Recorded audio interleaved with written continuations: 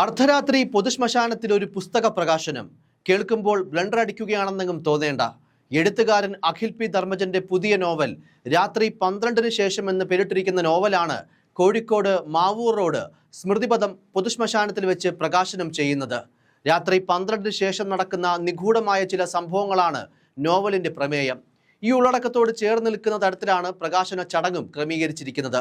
May 6 ചൊവ്വാഴ്ച രാത്രി 11:59-നാണ് Akhil P ധർമ്മജന്റെ പുതിയ നോവലിന്റെ പ്രകാശനവും വായനയും നിശ്ചയിച്ചിരിക്കുന്നത്.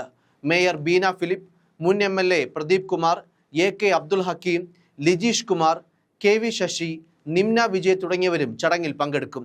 DC ബുക്സാണ് നോവൽ പ്രസിദ്ധീകരിച്ചിട്ടുള്ളത്. ചരിത്രത്തിൽ തന്നെ ആദ്യമായിട്ടായിരിക്കും ഒരു പൊതുശ്മശാനത്തിൽ വെച്ച് അർദ്ധരാത്രിയിൽ ഇന്ത്യയിലെ തന്നെ ഒരു പ്രമുഖ എഴുത്തുകാരന്റെ പുസ്തകം പ്രകാശനം ചെയ്യുന്നത്. യുനെസ്കോ അംഗീകരിച്ച ഇന്ത്യയിലെ ആദ്യത്തെ സാഹിത്യ നഗരം കൂടിയാണ് കോഴിക്കോട്.